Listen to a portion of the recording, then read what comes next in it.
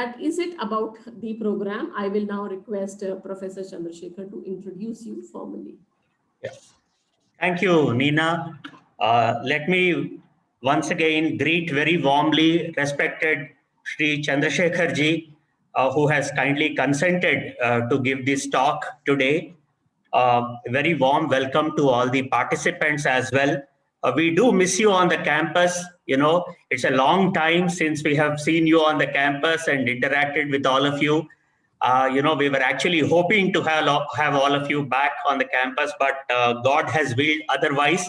So we are hoping that God would turn kind again sooner than later, and that we will see the back of this pandemic. But till then, all of us are staying home, staying safe. So that's the big plus point. Let me, as I said, extend a very warm welcome to all of you, and I thank you for being, attending this talk by Shri Chandrasekhar ji this evening on a Sunday. Well, friends, it is my proud privilege, honor, and it's a pleasure, to welcome and introduce formally Shri Chandrasekhar, because I come from Andhra Pradesh, so I have seen his good work right from the time when he was in Andhra Pradesh, and then, of course, later on he moved to the central government. And no one understands, or no one has done so much to IT than Shri Chandrasekhar, because I'll give you a simple example. He was the joint secretary, he was the additional secretary, he was the special secretary, he was the secretary in the Ministry of Electronics and IT. And so he has actually virtually built several applications with his own hands, with his initiative.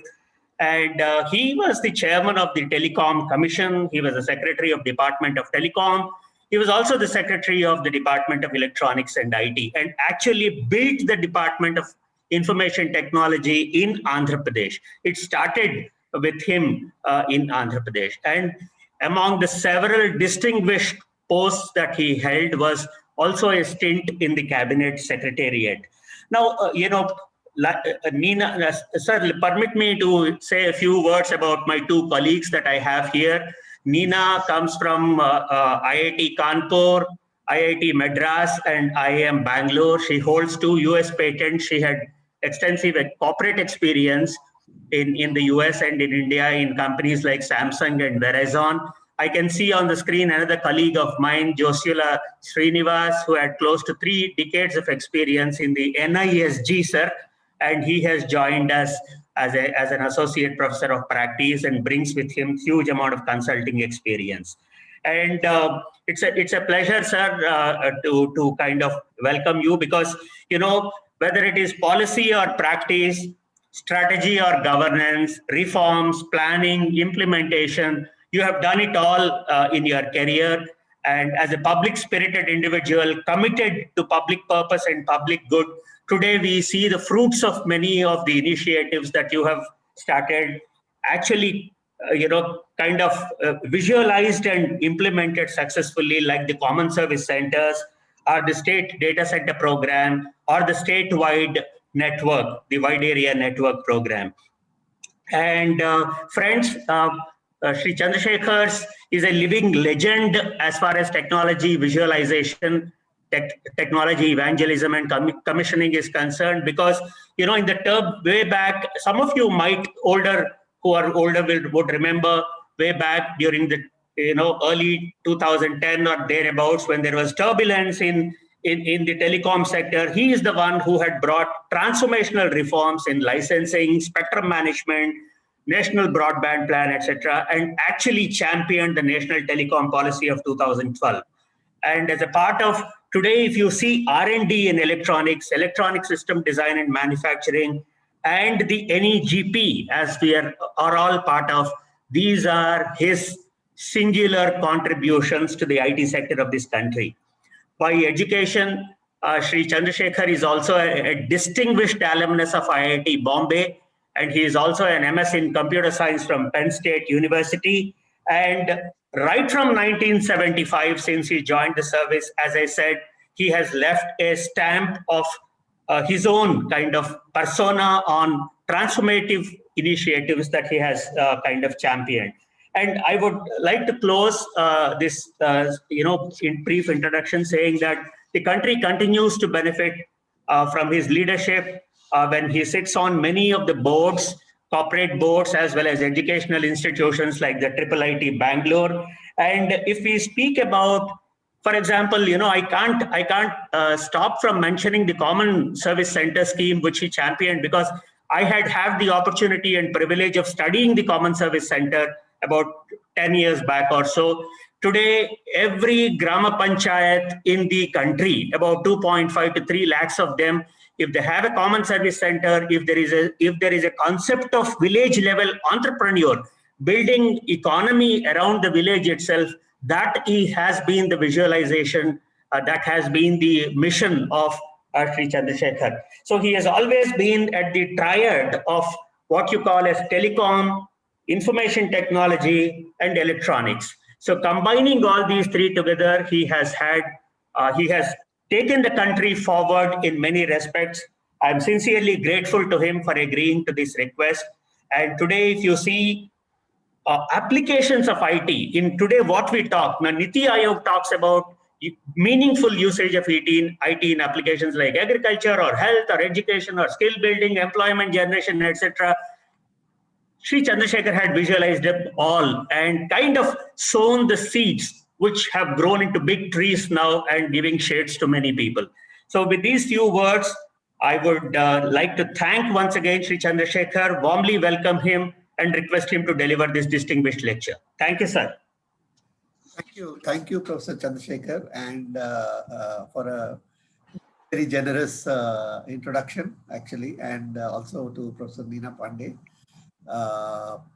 It's indeed a pleasure to meet all the young students here, as well as some of the faculty members, especially knowing that these are not just students, but actually practitioners of implementation. So, in a sense, it is a wonderful way to share some experiences as well as perhaps learn from them, because things keep changing with the passage of time.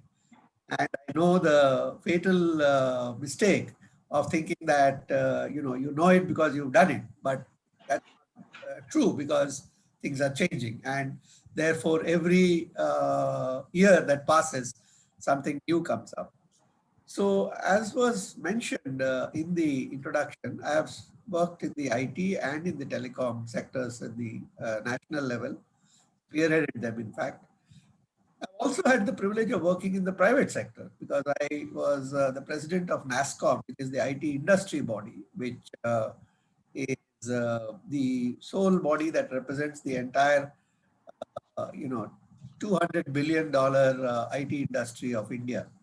So it's both an IT perspective and a telecom perspective, a government perspective and a private sector perspective. And in the last 2 years, after I completed my tenure at NASSCOM, among a number of assignments, one which I am a little passionate about is a Center for the Digital Future, which looks at some of the policy and regulatory interventions to enable a digital future that works best for India. So all of these perspectives are combined, and I thought that in this talk, when I was invited, I was thinking over in my mind what I should talk to all of you about. And I thought that I would not make it a lecture on e-governance and say, this is how you have to do, this is what you have to do, because I'm sure the whole program would be peppering you with insights and methodologies in that.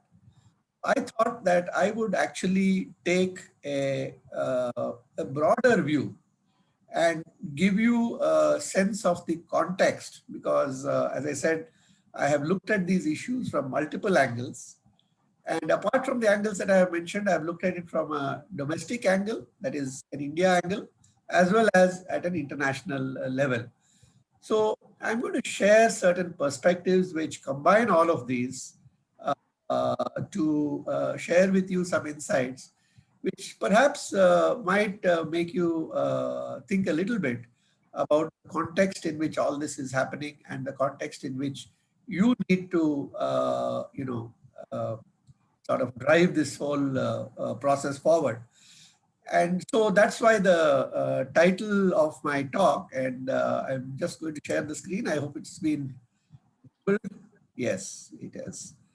Okay.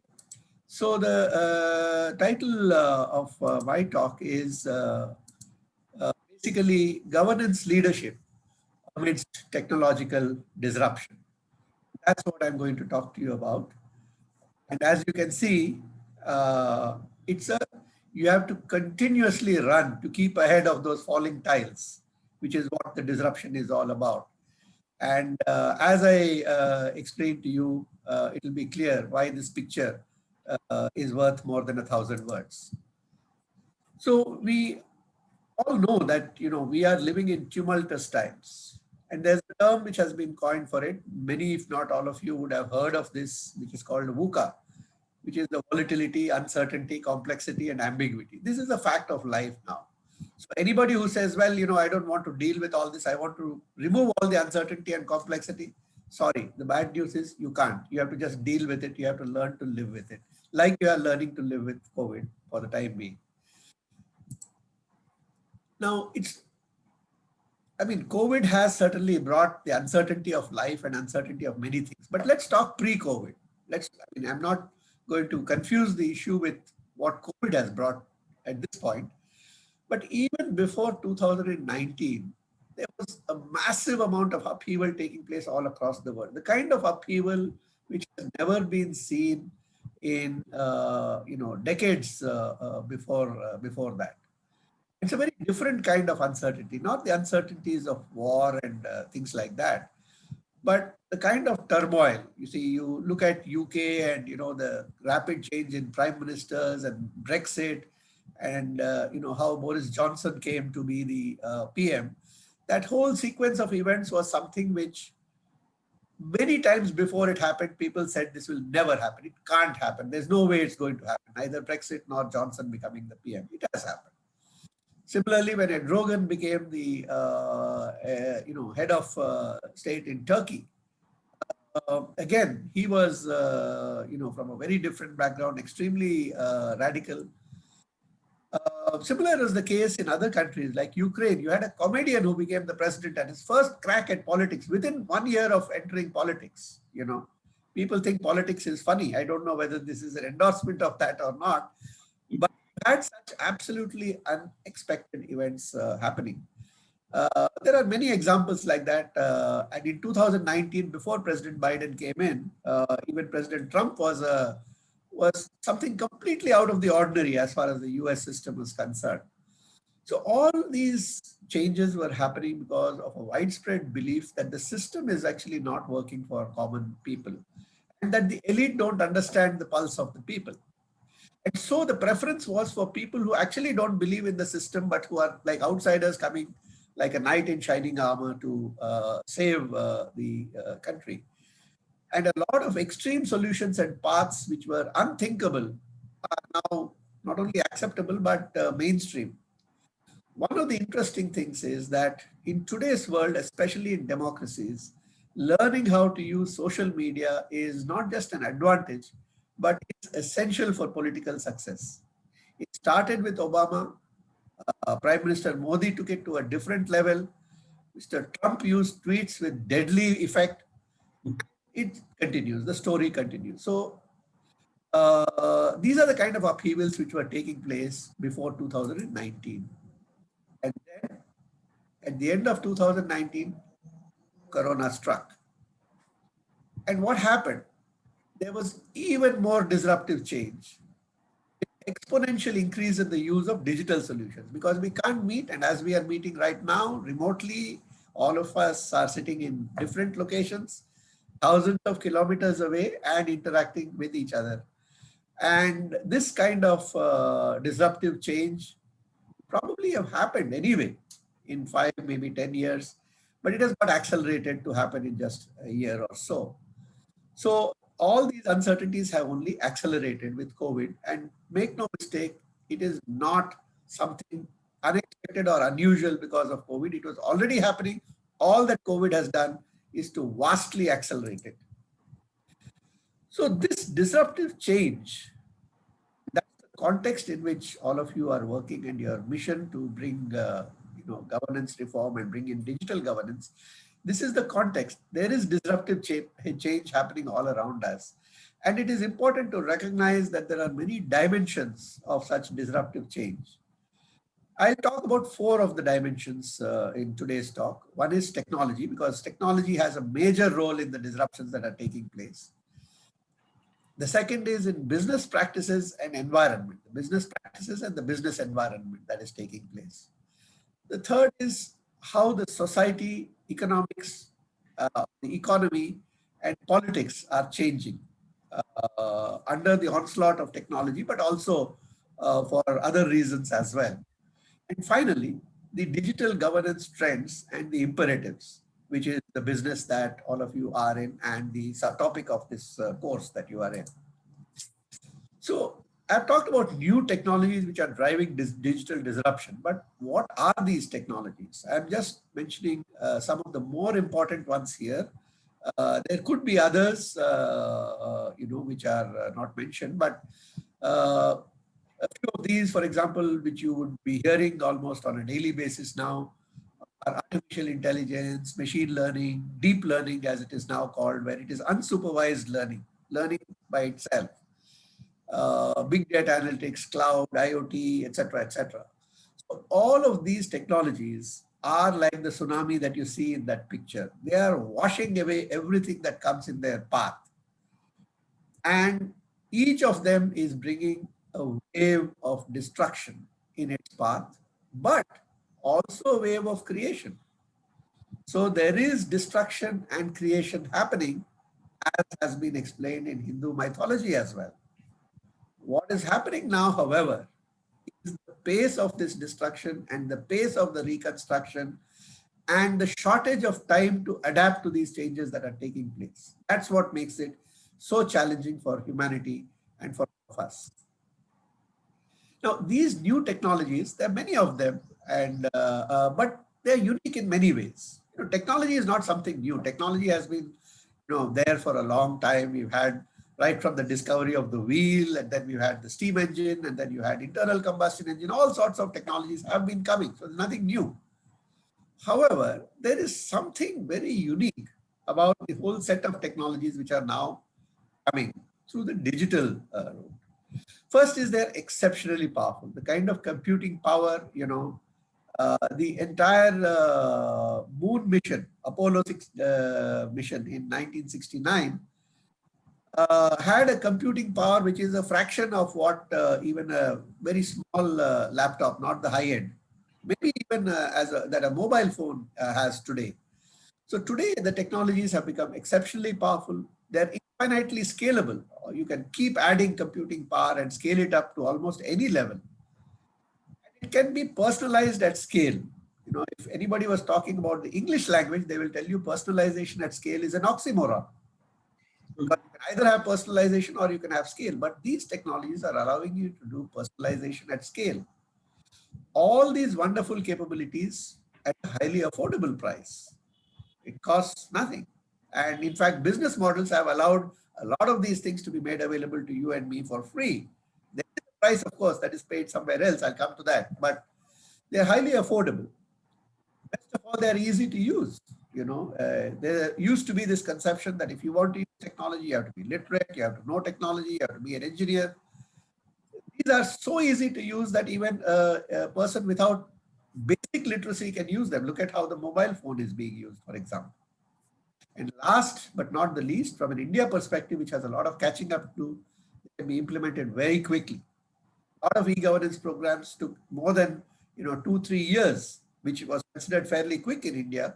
And in other countries, they took almost 5-6 years for some major programs. But here we are talking about implementation time of just a few months. So all these characteristics make these technologies particularly attractive from an India perspective. There are a number of laws actually which are behind this mind-numbing pace of digital of disruptive innovation. The rate at which computing power doubles is governed by Moore's law. The rate at which data transmission grows. and a new paradigm which is probably very troublesome, not only from a technology perspective, but also from an economic and a sovereignty perspective, which is the winner takes all paradigm in the digital world. And there's one more interesting thing which some of you may be aware of, which is called actually variance law, which is that all of these digital components, many of these digital components are actually free. Open source software, APIs, IBM has opened up their quantum computing for freely for use. Translation tools are now available off the shelf and for free. So while these products are free, while the tools are free, the products are extremely valuable. The result is that technology has got democratized, and with wide usage, data is exploding.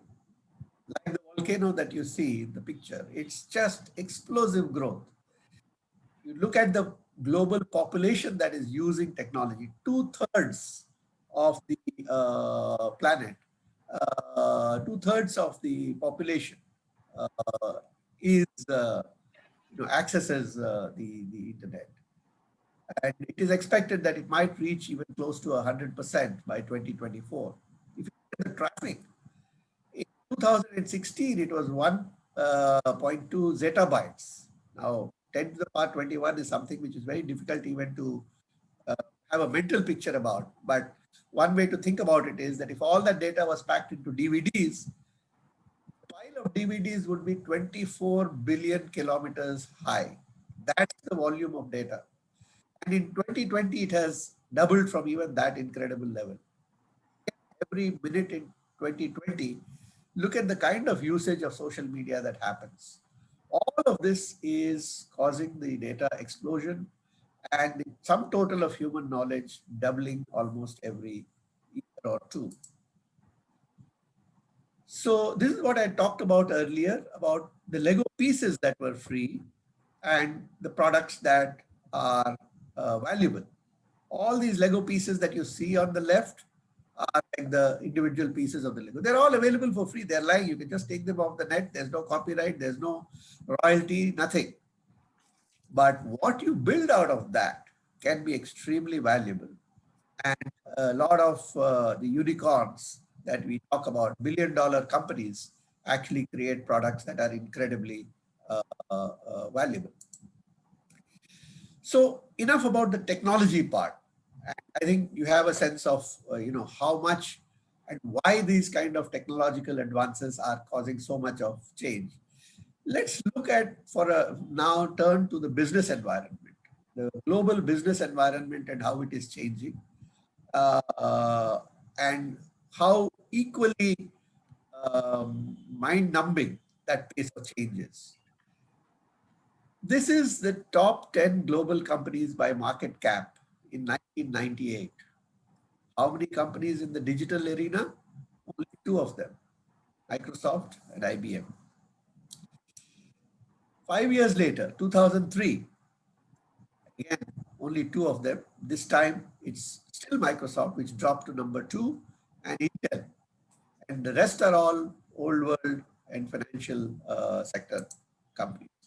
Another 5 years, 2008, still only 2 companies, but there's a new entrant from China. So China broke into the top ranks. That's another phenomenon that companies from countries like China started breaking into the top league. Another 5 years later, 2013, now you had out of the blue Apple rising to number 2, Microsoft being pushed down, and Google still there. So you have 3 out of the top 10 by market cap by 2013 being digital companies. Look at what happens in the next 5 years. The next 5 years, 7 of the top 10, all the top 7 companies are digital companies. So the entire balance of economic power in the business world actually gravitated to these companies. And I'll give you a sense of why that is happening and what implications it has. That's the dramatic changes that are taking place in the business environment. It's not just about which companies are rising to the top. That's only one aspect of it. There are whole businesses which have been completely driven into the ground. you know. Newspapers are having a hard time. Physical retail is always under pressure. Every day you see in the newspapers, they're complaining about how they are being, marginalized by e-commerce companies. Booksellers, I think, after Amazon came, Barnes and Noble practically went out of business. Taxi companies are having a difficult time after Uber and all of these kind of, and in India, of course, we have what's the name? It's just slipping my mind, but you know what I'm talking about. Similarly, transportation, driverless cars, and so on. So Airbnb for hotels, it's had a big negative impact, but it's actually benefited a lot of people who are able to use idle residential assets. So there are lots of such whole businesses which are under pressure. It's not only businesses, whole professions also under pressure. Tax accountants, librarians. When I was in university and I was started off on a PhD, you started in the library. Now many people finish their PhD without even entering the library. So what happens to poor librarians in the process about it? Similarly, a lot of financial professionals, accountants, and so on. What happens to secretaries when Siri and all of these people start doing their thing? Telephone operators, most of you are too young, I think, to have been in the era where you dial the zero and then the operator says, "Kisse baat karna hai," and then connects you physically. Using drones for delivery and, teachers, disc jockeys. Disc jockeys was a big profession. Most of you who are of a much older vintage, I don't know if anyone among you here, but Radio Ceylon used to be a big thing. And Amin Sayani used to be a great radio DJ. But today you just ask Alexa, I want to hear this song, and it's there.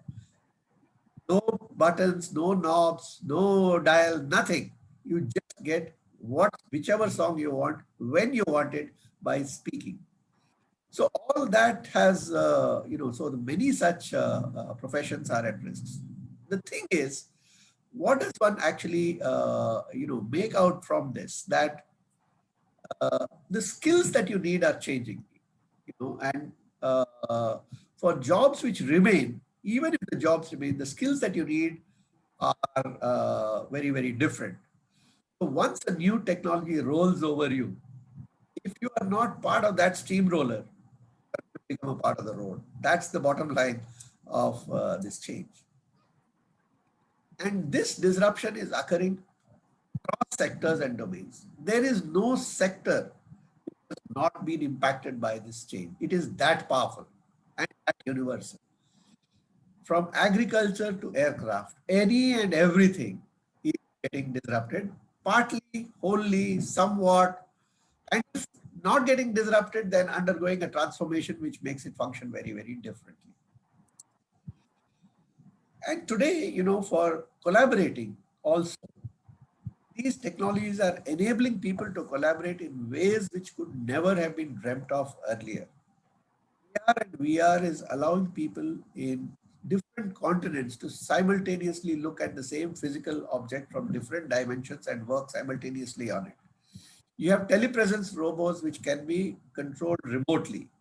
You have collaborative platforms where teams of a large number of people can actually work together simultaneously, not just on editing a document, but on programming, on building something, on designing something. You have today in the IT sector 24-hour design cycles where a team from the US is working in their daytime, a team from India is working in our daytime, and between the two, thanks to our time zones, a 24-hour cycle happens and the time to market gets crunched to 50%. So similarly, project management also a collaborative software, and I talked about collaborative design. So a lot of these tools are enabling humanity to function in ways and collaborate in ways which were never possible. There's another interesting thing happening that, a lot of us, we definitely grew up in an era where a job was important. The era when grew up, a government job was a big thing. Now, of course, private sector job is a big thing. But the world that we are getting into, a job itself may not have much of a meaning. So it's an Uberization of work. So just what Uber did, owning a vehicle, the gig economy is doing to the concept of jobs. So if you have a specialization, then you can be a part of the gig economy working for 20 different employers. And the nice thing about working for 20 employers is you are your own boss. And you can do what you want when you want. And of course, you will, at the end of the day, have to deliver. But it gives you a very different kind of independence. And I currently, in my present avatar, am a member of the gig economy. And so I know what this entails. Web platforms, which disrupted, even telemigration. In a way, it's actually enabling people on the web to do what, physical migration and then later telemigration was allowing. A site upwork.com, which actually brings together gig workers and people who employ them, today has 23 million users. 18 of them are freelancers who work on the entities, and 5 million are employing entities which use these 18 million workers, and it's spread across 100 countries. All of this has happened just in the last few years. So that's, the kind of pace and effect. So some of the new trends and concepts, for example, you have a lot of these AI systems. I had referred briefly to Alexa and Apple's Siri, and a lot of the other platforms have also come up with their own version, like Hey Google, or Microsoft has come up with Cortana. And there are specialized AI systems in, for example, financial sectors like JP Morgan and so on. You have IBM's Watson, which actually has earned quite a reputation in the healthcare sector. So there are many such things, and even governments have started building such AI systems. The Australian government, for example, has experimented with Nadia, and it is actually quite a serious effort that is underway. And today there is a white collar automation. This is something interesting. I'm not sure how many of you would have known of this or encountered it, but I have actually encountered it. And in fact, in one of my advisory roles, actually deal with one global company which does this. You can actually hire engineers, lawyers, and doctors, as many as you want, whenever you want. But you know what? Not one of them is a human being. So you can actually hire them and they can do everything, the normal kinds of work, maybe not the higher end creative work, but for example, taking a set of specs and converting it into a design or a structure, or taking a certain legal brief and bringing out all the case laws and all the relevant legal references. Similarly, for doctors, everything that a specialist knows. So all of these kinds of things you can hire: doctors, lawyers, engineers, which are all virtual. And AI systems have built this kind of workforce. The other very interesting from India's point of view is that machine translation is now a big thing. We have Google Translate, which is today much better than the average human translator. Translation used to be one of the highest paid professions. A translator in the UN, for example, simultaneous translation, you're hearing with the headphones and you're simultaneously speaking another language. That was a great skill, and one which required a lot of human capability. Not everybody can do that. But they used to be paid something like $500 an hour. That kind of thing. Now you don't need them at all. You can actually have this kind of translation.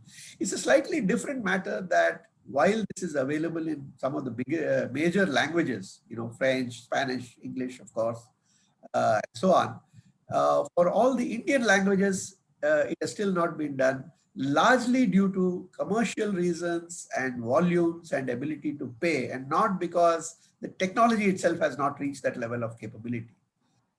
So it's good to know that. Similarly, the concept of a corporation, the concept of a company, I talked about the concept of a job being, under threat. The concept of a company is also under threat, where a protean corporation, which actually accretes people and tasks and, lets go of them on a continuous basis, depending on business needs, where there is only a fixed core and the bulk of it is actually grows and gets shed based on business trends, and the workforce becomes a liquid workforce. Never imagine a workforce as being liquid, something which flows in any direction and flows to the lowest level, but that's what it is. So these are the kind of changes. But I think it's now becoming increasingly clear that a lot of the scare stories about AI eventually replacing humans is not turning out to be true. We are still quite far away in technology terms from what's called AGI, which is, artificial general intelligence of the kind that human beings have. AI systems have replaced specialists, specialized knowledge in certain areas, but artificial general intelligence, which we don't even sometimes regard as intelligence. You look at a bed which is in a room, and instantly you know whether the bed has been made or not made. And if you have to make it, you instantly know how to do it. Think that that is something which even a 5-year-old can do, but that's general intelligence, which is a combination of your senses and your ability to process data.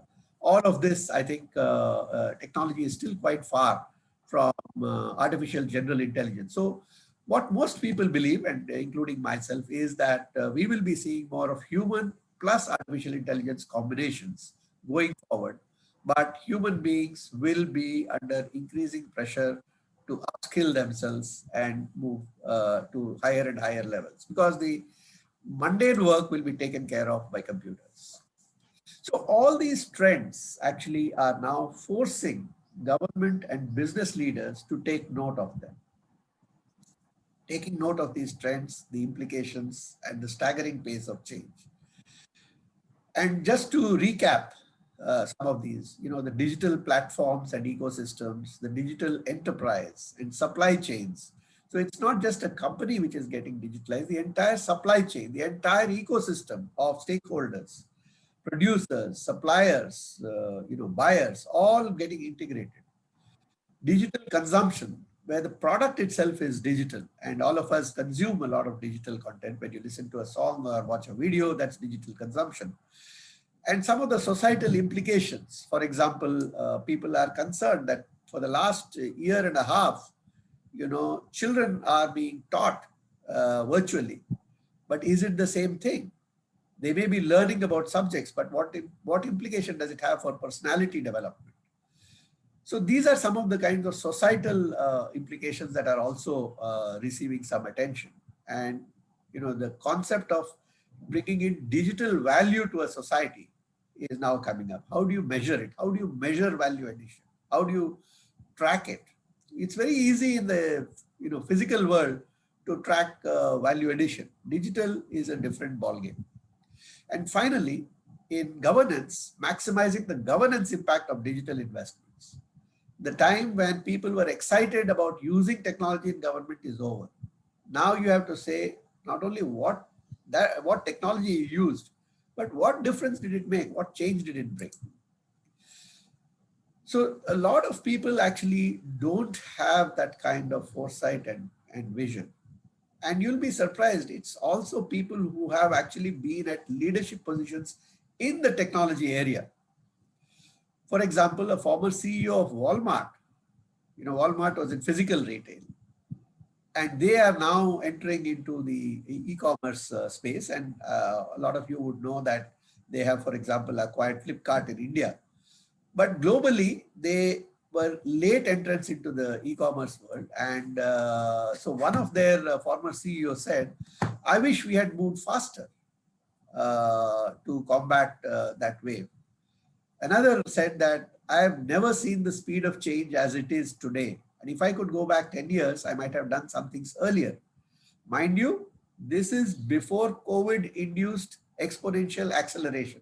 So you can only imagine how these statements would play out in today's world. At the same time, there are people who have actually said something which almost sounds absurd. And as you might sometimes expect, these have been people in very high responsible positions within the government. This is the US government, the Treasury Secretary of the US, saying AI taking over American jobs is 50 or 100 years away. He couldn't have been more wrong than that. Maybe he was saying it for political reasons, even though he knew it to be false, but taking it at its face value, it was completely misjudged. But it's not all good news, To think that, okay, it's great and we are going to reach some kind of technology-aided nirvana, I think is carrying it a bit too far.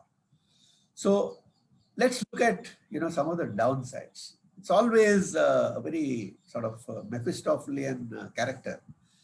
There are two sides to everything. So the big concerns today, as digital becomes dominant, Facebook, Twitter, Instagram, whatnot, security threats are now mounting.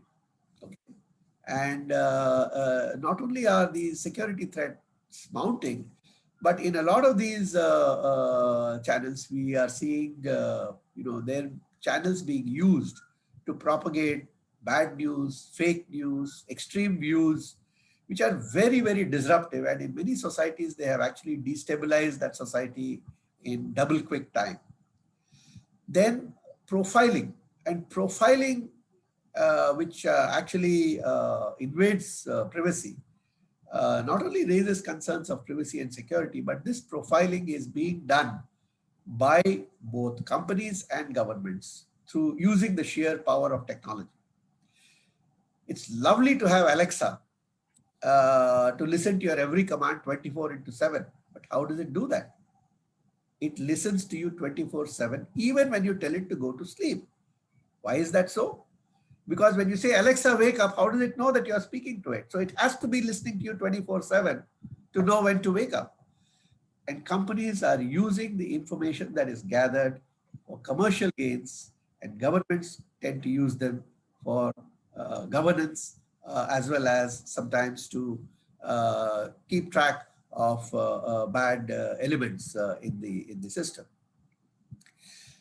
And now, because there are so many different channels, a lot of the services are becoming omni-channel. You can get the same service on the internet, on mobile, through a social media channel, and all of that. And, so obviously for a seamless experience, no matter what you do, you have to get the same response and you have to be able to track it.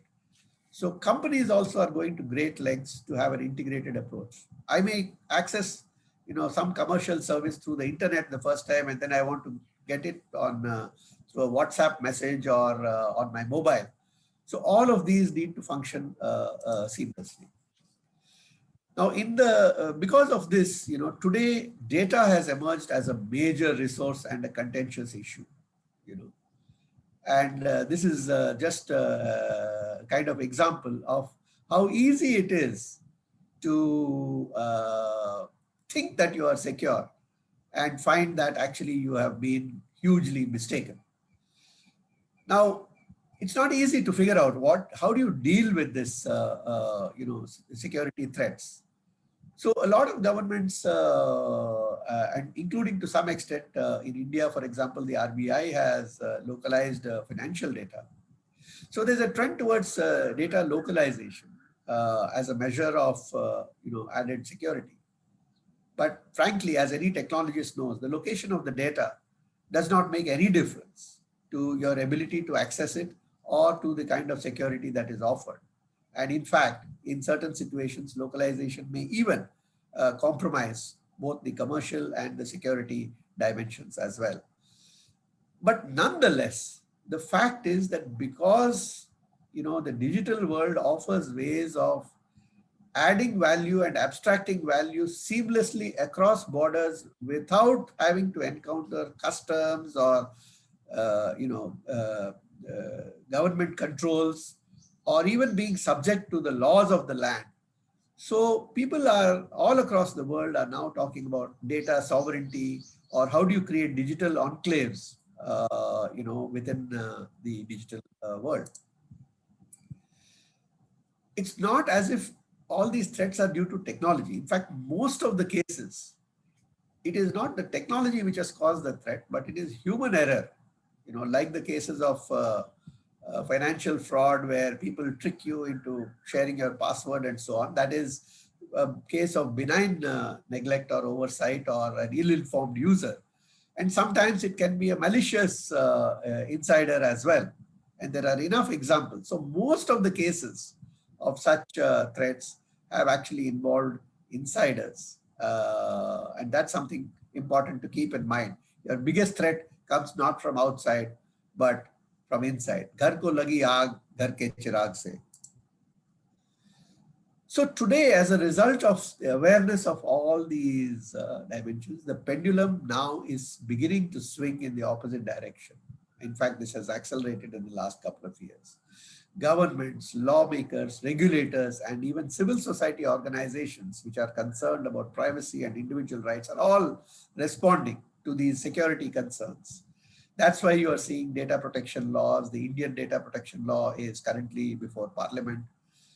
Privacy concerns, we've seen the Supreme Court ruling and Puttaswamy case, which has become a landmark judgment and has established the legal basis for protecting privacy. But it has also raised concerns about the competitive landscape. Large platform companies actually eliminating their competitors, preventing competitors from coming up, and it becomes even more complicated when these are foreign companies. So what it is going to do to the economic competitive landscape within the country is now a concern across the world. And people have tried digital tax. For example, in India also, there's an equalization levy for companies which are not headquartered in India. Now there are new concerns, for example, in ethics in AI, because AI actually derives its intelligence from data, and data is derived from practice. So AI tends to reinforce current practice, which means current biases in society might actually get accentuated by AI if we are not careful about how the AI is functioning. So definitely there's no question that we need regulation to control, but it's a very fine balance. You need regulation to control and provide some guardrails, but regulation should not become so stifling that it prevents adoption, And in India, we've had a lot of regulations which actually prevented us from taking advantage of digital. The list is very, very long. Mobile telephony came 10 years later to India because it was not allowed for 10 years because of fears of security threat. The security agency said, if this happens, we cannot ensure security. The map policy, very recently, the government announced a much more liberalized map policy where digital map information could be used by private parties. And it's been a struggle for 20 years to get this map policy done. 20 years of loss of the economic opportunity, which was already occupied by others from outside. The drone policy has come up very recently, but even that is a halfway house. And it is, sort of allowing with one hand and pulling back with another hand. So, how effective it will be in unleashing the economic opportunity remains to be seen. There are similar restrictions when you look at the drugs and the pharma, what kind of restrictions have to be operated. And even on digital health services, it used to be, till very recently, and maybe except for the COVID times, it was illegal to provide, to advise for a doctor to advise a patient remotely without actually having the patient physically in front. Even for something relatively less, less scary from that point of view, even matrimonial services, the government at one time actually passed an order saying you can't actually even enroll somebody for a matrimonial service unless the agency has physically verified, which destroys the whole basis of net-based services. So let me pause at this point and just pose a few questions to you. just for your consideration. I'm not seeking answers now, but I just want you to reflect on some of these things. Each of you in some department are dealing with some sector or the other. So think about it. How does that sector change as it goes digital? When it becomes completely digital, when everybody is fully connected, how will that sector look?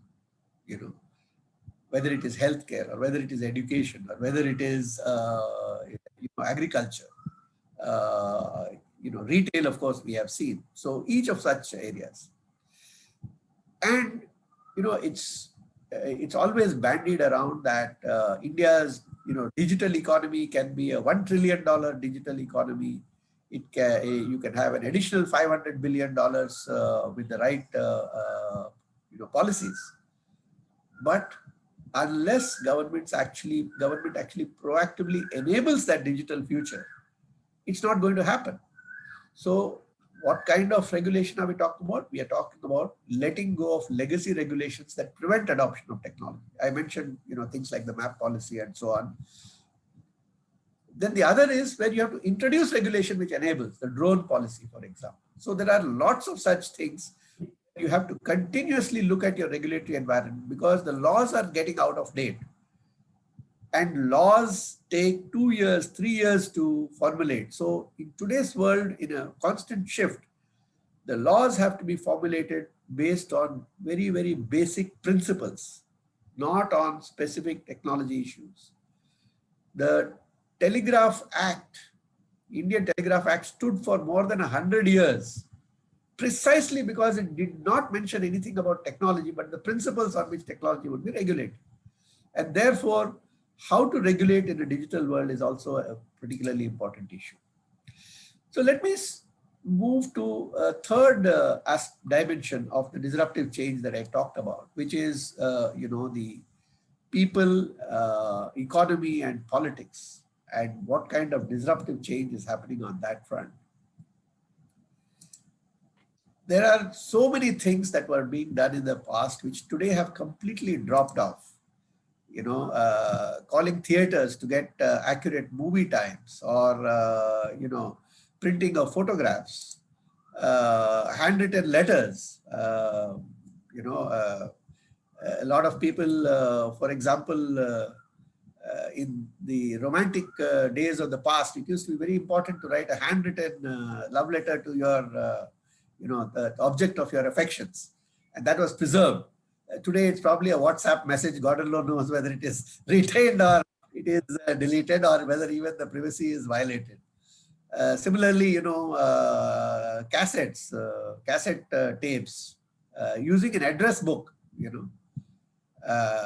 If some of us lose our telephone, we will simply not know the telephone numbers of any of our friends or family because we have got used to it being there and using it. Encyclopedias. I talked about remembering phone numbers, using a telephone book, watching videos, faxing things, making a photo album, so many things which have just dropped off. Using dictionary. Now just go to the thesaurus or go to the dictionary online and that's it. I am an old-fashioned guy and I still like to read my morning newspaper over a cup of tea. But a lot of younger people don't read a newspaper at all. It's not that they are not informed, they are very well informed, but they get their news from social media and not from the newspapers. So it's a matter of, so newspapers are under pressure with all these changes. So there are a whole lot of things, changes which have happened. We don't notice them because they happen one by one. There's one victim every few weeks. But when you look at it over a decade or so, then there are so many things which have actually just disappeared. So if you look at, how it has changed the society and the economy, in the past, technology and global trade was regarded as a big thing. It creates factory jobs and it creates wealth. But today there are big fears. That's what is leading to a lot of protectionism, that the combination of technology and global trade is actually exporting or destroying factory jobs, and it's leading to trade wars. All of us see the tensions between the US and China, between India and China, and also even between friends like India and the US. the tensions that have come up because of these shifts that are taking place. I talked about the skills shift. Interesting thing is when you look at jobs that are getting eliminated, the high end and the lowest end seem to be relatively safe. It's the middle ones that are getting hollowed out. At a very, very macro level, it's leading to a magnified economic stratification and a concentration of wealth. And we are seeing that in country after country, and some people would argue that that's happening in India as well. So this is just telling you, I talked earlier about, jobs and careers being at risk. This is giving you some quantitative data about which jobs and how many jobs globally are getting, eliminated. There was a study that we had done when I was in NASCOM on jobs in 2018, which are the jobs which are likely to be impacted. And in 5 years, from 2017 to 2022, it was seen that the highest impact would be in the IT and the banking and financial services, and insurance sectors. A medium impact in the auto and retail sectors, and relatively low impact in apparel and leather, which are at the lower end. It's going to be a long while before the kind of work that is done at tanneries and the physical work that is done would be replaced. So there was an interesting quote here, which is also very true, that one machine can do the work of 50 ordinary men, but no machine can do the work of one extraordinary man. And that remains true even today with all the advances. So on the same study, it was found that the rapid changes that are taking place even within India, of course, this is all largely the organized sector, and the demand is for new and higher skills. That 9% would be in jobs that don't exist today, 37% in jobs that have radically changed skill sets, and 57% would be largely unchanged. So now let me come to the topic that is perhaps closest and more central to this very program, which is, okay, this is the context in which we are talking about digital governance. This is the context in which you need to bring about change within government, because government doesn't exist in a vacuum. At the end of the day, it exists in a society. It is a part of the economy. It drives the economy. It is also, in a sense, captive of its own economy and the politics as well. But how will digital governance have to respond to these changes? And I'll talk about some of the trends and imperatives there. So actually, there are many things which are very positive for India, and the confluence that you see there in the picture is of two rivers, but here there are at least 4 or 5 different things which are a huge plus for India. First, I talked about the characteristics of new technologies. The whole IT industry is a tremendous strength for India. The explosive growth of telecom, the large, huge startup ecosystem, and government policy, which is driving, a lot of these digital initiatives. All of these coming together at this point is not really, I would say, the result of a great plan, but some of these things have actually come together as a kind of, I would say it's a bit of serendipity as well. Some of it is planning. Let's give credit where it is due.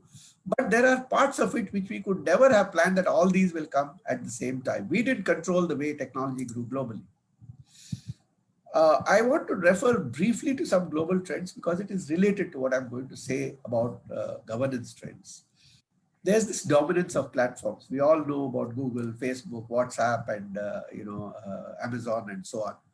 And they are now powered by big data and analytics, IoT, and so on. And what is going on under the hood is very, very difficult to fathom. And there is a convergence of technology and the domain, and consulting and innovation. So value now doesn't lie in technology per se, but at the junction of technology and the domain. And the tech sector, if you look at the IT businesses in India, earlier they used to ask the IT companies, you do this IT system for me, you create an ERP for my company or something. Today, they are not saying that. They're saying, I don't care what technology you bring. I don't care how you implement it. Tell me how to reduce my inventory by 10%. Tell me how to reduce my response time to my customer. That doesn't happen through technology alone. It happens through a combination, which I will also share a little bit about. AI and ML I talked about, and the speed at which things are happening now, the whole model of having a strategic advisor and then an implementation phase, all that is, slowly dissolving. Now, there are big concerns about the dominance of these platforms, and more particularly when the platforms are privately owned, there's one set of concerns. When they are publicly owned, there's a different set of concerns. And what happens is, because of the laws that I talked about earlier and the network effect, somebody who has reached the top can actually kick the ladder for any potential competitor. And that's why these concerns about privately owned platforms. So monopoly control over data is one concern. Ownership and the competition issue impacts, especially when it is foreign controlled, is another concern. Privacy and security we have talked about. We saw recently when the border problem came up, how the Chinese apps were banned because of heightened concerns. And we all have seen how social media is used and misused in the democratic context and how it threatens public order. So when all of these platforms are privately owned, it poses new problems. When the government tells a platform that, you remove this, and the platform says, sorry, I can't because my policy doesn't allow it. It's very difficult for a government to deal with that. At the same time, people have other concerns if the government can make those decisions arbitrarily as well. So what is the via media in between? How do you get the right balance? So in India, we've had a whole slew of public sector digital initiatives. Digital India today is actually a further evolution and a later incarnation of what started at the time when I was the secretary. In fact, I was brought in there with the mandate to set up the NEGP, National E-Governance Plan. Later, it evolved into E-Kranti and now into Digital India. But now there are lots of big programs which create platforms. And there's something unique about these platforms, which I will come to in a moment, in India compared to what's happening elsewhere. Aadhaar, GSTN, UPI, DBT, digital payments, and some of the big projects like company affairs, passports, and so on. And now we are seeing a lot of them in healthcare, agriculture, and education. And of course, some of the states, in fact, are far ahead of even the central government. And what's interesting is also that even senior government functionaries are on social media, and it's now quite common to see ministers and secretaries, tweeting and responding to tweets. So there's a lot of pressure to respond instantly. Now, in the old days, we used to marvel that Maggi 2-minute noodles, you can get noodles in 2 minutes. Now people say, 2 minutes? Are you crazy? Who's going to wait that long? It's the other way around. So things have changed. So all of these platforms in India are catalyzing, leading, or enabling private services in that sector. Look at how Aadhaar is being used for different kinds of services. Look at how UPI is being used by wallets and bringing together multiple players, multiple banks, and so on. So some of these platforms are actually catalyzing or leading or enabling private services. And if you look at some of the public sector trends, what's happening in the government as well as in the public sector. In India, we have a unique feature which actually is quite admired in many parts of the world, that we have publicly owned platforms as key building blocks. So they don't have the disadvantage of a privately owned platform acquiring certain monopoly control over the data. But at the same time, these publicly owned platforms are implemented by the private sector. So the ownership and the implementation is kept slightly different. And if you look at platforms like UPI, Aadhaar, and GSTN, they're not perfect. There may be some issues there. But those issues are completely different from the kind of issues that you have when you look at private platforms, like you have in e-commerce, you look at a Amazon or a Flipkart or a Geo Retail. So the concerns with regard to the ownership, agility of the platforms and what it means is becoming a very important aspect. Now, there are emerging platforms in areas like health, agriculture, and education today, which are coming up. They're on the anvil. They're not yet there. You don't have a UPI for healthcare. You don't have a GSTN for agriculture, nor do you have a Aadhaar-like system for education as well as yet. Of course, there are lots of private players providing their individual services like Byju's, and I don't want to name individual companies, but there are lots of them. But with these platforms in the social media, I honestly believe that India has a huge opportunity to actually achieve global leadership, not just following others, but creating new business models which combine technology and a completely different style of delivery. In fact, if you have the time and you have access, you can read a book which has been written by N. Chandra, co-authored by him, called Digital India, which talks about how healthcare, through a combination of digital and physical, can actually be not only overhauled, but create employment in the millions. The CSC program, which Professor Chandrasekhar had mentioned, actually created 1 million jobs in India. That's not small, that's huge. So again, here also convergence of technology, domain, and process and innovation is what delivers value. And the tech sector is, just like I mentioned in the case of businesses, it's expected today to deliver governance value, not just put a technology system in place. So if you have a platform like GSTN, for example, the question is, what business intelligence can be provided by technology companies using the data that is available? Of course, only under governmental control. And similarly, the important thing is the model of publicly owned platforms and APIs, which enable it to get integrated with the ecosystem, is what enables it to have a catalytic effect on the whole sector. So this is not only about the government, it's about the entire sector. And because of the speed of change, what has become now important is rapid prototyping and scaling successful proof of concept, and having agility at the periphery. Of course, you can't change the system every 6 months, but you have a stable core and agility at the periphery. But in the midst of all this, there are still some ground rules which have remained the same as at the time when we were starting with e-governance. The first National E-Governance Conference was hosted by me when I was IT Secretary in Andhra Pradesh for the country in 1997. That was the first e-governance conference. The whole country was curious as to what is this all e-governance about. The rules remain the same, that in e-governance, technology is only 20% of the story, 30% is process, and 50% is managing that change, explaining to people why inside and outside, why you are doing this and how that change will help. Data is always a big problem. If you don't capture the data at the source, then the project will always be trailing the reality. There are interesting ways to crack this problem. Use the citizens, use mobiles to actually get data at its source. The current vaccination drive, for example, there's a lot of problem of getting the data. And there's a lot of pressure which is being put on agencies which are carrying out the vaccination to enter all this data.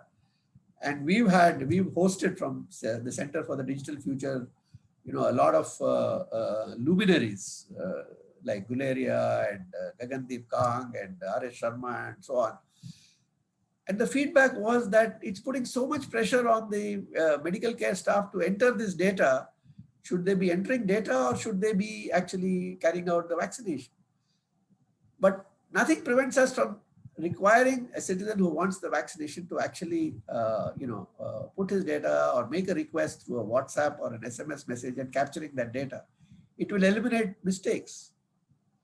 My wife's name is Rentala Madhubala. When we got the vaccination certificate, it came as Rentala Venkata Madhubala. I don't know who Venkata is, but it just got entered into her name. So these kind of things will not happen if you actually use the citizens in a creative manner. So reviewing the process, and another critical thing is, a lot of people say we've done e-governance, now everything is online. Just scratch the surface and you'll find that there's some step where a person has to physically come to the office. And that's where the entire benefit is nullified. So it's important to look at those and to decide on main project outcomes and look at technology later. As I said, I do believe that outsourcing technology and implementation of standard processes is the way to go, and exception a decision being taken by government officials and the rest of it by machines. It's either taken by a machine or by a government official, but never by a private entity. That is the critical principle. So the private sector, I believe, is particularly important for e-governance because talent is the same. It's the same talent which is hunted by public sector entities and private sector entities. And private sector entities are hunting for the same talent against global competition. It's very difficult for the public sector to retain the best talent. There are some amazing people in the public sector as well, but they are very, very exceptional. They are motivated by things other than their salary. But that's the exception. You need the kind of innovation and customer orientation which the private sector brings in. And the need is to maintain a distinction between delivering the service and actually taking the decision. Taking the decision where it is not automated has to be kept with the government, but delivering the service can easily be outsourced, as has been done in passports, income tax, and corporate affairs, and a whole slew of government programs. And all of this, I think, has brought tremendous amount of transparency and satisfaction among citizens. And also it has actually reduced corruption significantly in those areas where such services are there. But the private sector is not a panacea. There are a lot of challenges in using the private sector in e-government because the techno-commercial procurement process is quite complex and you need complete clarity on the end goals and deliverables, which we are generally not used to. We say, "Arey yaar, aage pehle isko kar do, fir baad mein dekha jayega." That doesn't work when you are getting into a contractual framework. So the rigidity of the contract remains. And there is a lack of understanding in the government of how the private sector works. And the private sector lacks understanding of how the government works. That's because we are largely being compartmentalized. That is changing now a little bit because a little bit of flow in both directions has started. The procurement clauses typically actually eliminate innovation. They you say that it has to be an innovative solution, but it has to be implemented in 3 other places and you have to show us reference sites. What does that mean? That by definition it means that innovation is not allowed. You say that the company has to have a certain turnover, it has to be there in existence for so many years. And by definition you're saying startups are not allowed to come in. But how to work with them is a challenge. And this is where it sometimes becomes a problem. And whatever you may say in textbooks, classes, and so on, the reality is that government officials are always worried about watchdog agencies. That what is sometimes called the 3 Cs, the CBI, the CAG, and the CBC. So in the midst of all this, I think those concerns are always there. But in my experience, let me share one thing with you. In my experience, as long as the project works and delivers great value, I have not seen a person coming to grief on account of these things. The problem does happen when somebody has malafide and then they get caught. So I wouldn't be too worried if the intentions are noble and the methodology is transparent. So as you prepare for higher responsibility, what I think is needed is you don't have to become a techie. I mean, let's face it, at this stage in your life and your career, you're not going to become an AI specialist or even a network specialist. You just need to be aware of the technology trends and relevant innovation and the governance trends. A fantastic example of this is the Prime Minister himself.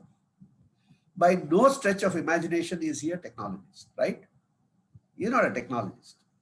but he has an incredible awareness of what technology can do and what he wants from it. That clarity is amazing. And that's, I think, the model which senior officials need to really have.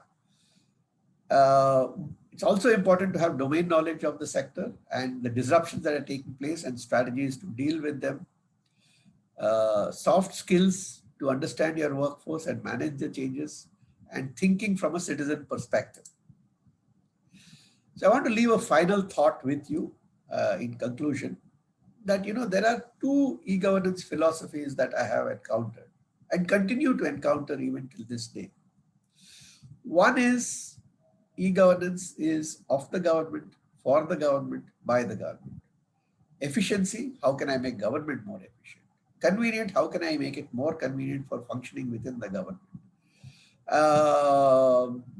And benefit, how do I reduce the cost for the government? So it's a very government-centric view, and by the government. So I don't want to get into all this private sector jhanjat and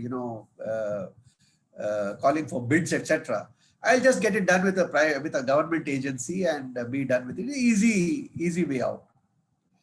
But the other is of the government. Of course, e-governance has to be of the government, but it is done by the private sector, which brings all their enormous power and capability. But finally, why are you doing it? And ultimately, that perspective has to be for the citizen. And citizen, of course, includes a business or a company. But that is what we are doing it for. We are doing it for the end user.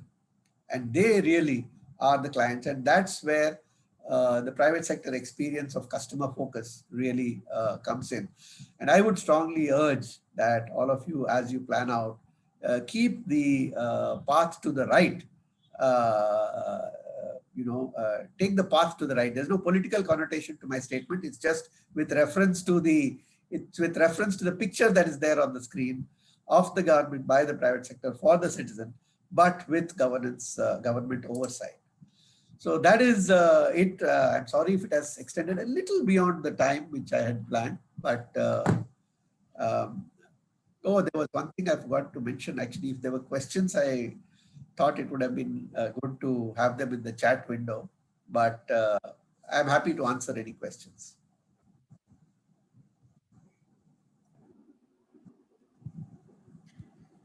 Thank you so much, sir, for the very, very nice, very nice talk. And yeah, I'm sure questions will come, but I think everybody was engrossed in the talk that you were giving. So this is the right time actually to now think about the questions and come up with. I have a question, sir. Yes. Myself is Sanjay Kumar Bhamra. I am from Ministry of Defense, Director General of Quality Assurance. Okay.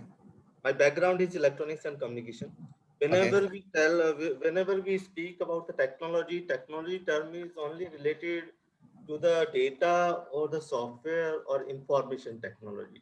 But here, when the hardware technology, like the embedded systems, chips, router, and all that technology for which the India is not having potential, no a single LAN switch or say router or modem or any IT accessories, not a single accessory we are completely manufacturing in India. So when we tell that by the private sector, that exactly it is not by the private sector of India. Those people are also getting from the imported source. Yes, somebody can say no. There is no prerequisite that any country should have the manufacturing capability. Then only he should use the digital governance. Okay, but a small country it's okay. But for a big country like India, so I just want to ask decision making your comment that legitimacy moving ahead with the digital governance without developing the potential on a IT hardware. So sometime there should be some escape plan in future, sir. Your comments, sir. See, security in the digital world is a very complex area, and you have the telecom layer where you can have a security vulnerability. You have the hardware, the computers, the chips, etc., where there could be a vulnerability. You have the operating system where not only you have a packaged, or a product which is used as the platform, but in today's world, it has to be continuously updated with patches and so on. And there again, vulnerability can come in. We see every time, for example, Microsoft introduces a patch, there are new vulnerabilities which come up. This is the fact of life. Okay. So there is nothing like perfect security in the digital world. Let's face it, that's the reality. Second, technology is moving so fast. It is impossible for any country, including the US, which is regarded as a leader, to be 100% self-sufficient in all, all links in the technology chain. So, and if you look at India, India actually has been pretty good in software and services, and we have a fairly good position globally as well. But we don't have any products. We don't have any globally dominant platforms, number one. Number two is in electronic hardware also, we have lost a lot of ground post the accession to the WTO. And therefore, our manufacturing is very limited. Now some efforts are being made, with the PLI and so on to bring that back. So we have to, number one, build as much of these technology pieces as we can, but reckon with the fact that we will not be able to build all of them. Then we have to choose our friends and allies, and that's where it becomes a techno-political or a techno-diplomatic decision. Because if you are going to be vulnerable, then the only thing and I said that if you don't have your own technology, then you are vulnerable. That's a fact. There's no escape. So then your only choice is who to be vulnerable to. So then that becomes a political question. But the thing is that, you cannot become more secure by not adopting the technology, because then you are actually going to be no better than Osama bin Laden in the cave of, Tora Bora, where you can do nothing and you can influence nothing. You're just sitting there and waiting for somebody to finally track you and find you and knock you out. So I think those are difficult decisions, but there are ways to optimize it. You can't, perfectly ring fence yourself. And as being in defense and being in DGQA, and I was also in defense for some time, you would know that the same is the case. If you have fighter aircraft, you have a platform. If you have a warship, you have a platform. These platforms are not of Indian origin, and you can't have a product which comes from somewhere else and you have your platform. Yes, sir. You can actually build partnerships in which they use India's software capability, which I talked about, to build their platforms. So it becomes a mutually reinforcing arrangement. And in such partnerships, as they say, the best partnerships are those where each of the partner has a gun to the other person's head, and you assume that neither is suicidal. Thank you, sir. Thank you. That's it's a strategy, but it has to be worked out. Thank you, sir. Yes, Mr. Ram Mohan, I think I see your hand raised. Sir, good evening, sir. Ram Mohan here. Sir, I am from private sector, sir. Yeah. Sir, actually, my question is just while I'm taking this course, just before this course, I have a assumption, sir. Government employees doesn't have that much of knowledge in IT. But while working with my colleagues here in my batchmates and all, while observing their thoughts and all, they're also very good, sir. But in outside of world, all our private sector people, what we thought is all government people are maximum. I don't want to use that one, sir. But they don't have that much of knowledge. They don't care about IT. I'm familiar with they that. will come at 10 o'clock and they will go at 5 o'clock. That's what assumption, sir. But while studying this course with my other colleagues, what I thought is they are also very knowledgeable and they also having more than us. They know the government, digital India environment and all those things, sir. But how we will minimize this gap, sir, in private and public and government sector? Is there any plans for government kind of? It's a very good question. It's a very good question, and I have frequently encountered this in my career in the government as well as after I left the government, because I was in the private sector as well. And I think generally speaking, the the impression in the private sector is that of a person in the government with his feet on the table and drinking a cup of tea and not really even being in the office from 10 to 5, but also goofing off in between. This is the typical picture, and there is no doubt that there are many employees in the government who actually fit that stereotype. But the reality is that a large percentage of government employees actually work very, very hard and are working for very limited, compensation. And most of them who joined the public service have joined with the desire to do something and have an impact. Okay. In today's world, the competent people can get a job anywhere, both public and private, and they come to the government with certain aspirations. So this is a bit of a myth, and in fact, I was also asked, when I came into the private sector, that you must be finding this job very stressful now compared to the way it was in government.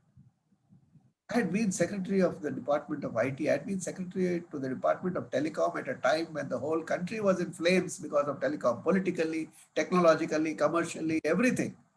The country was facing a situation where the telecom infrastructure would completely collapse, where there would be Supreme Court decisions which would lead to $40 billion international arbitration awards, where we were going to be sued by countries and companies from all over the world, where the existing telecom companies would have completely had to shut down operations.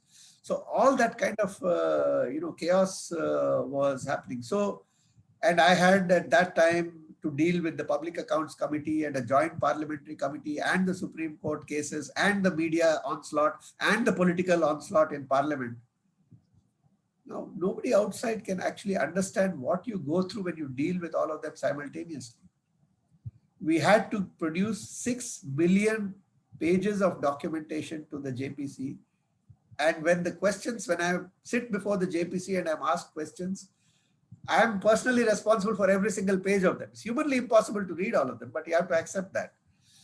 So people outside the government have no idea, what kind of pressures people in the government, especially at the top in some of the critical areas, have to work under. But I would also argue the same is true in the government also. Government doesn't, a lot of people in the government, and I would say that it may not be true of all the group here, but maybe of some of them. They don't understand how the private sector works. The private sector is not in the game essentially to deliver public value or for the people. At the end of the day, the private sector has to work for a bottom line. Otherwise, it's not going to remain in business. If you don't recognize that fundamental truth, then you don't understand how to deal with the private sector.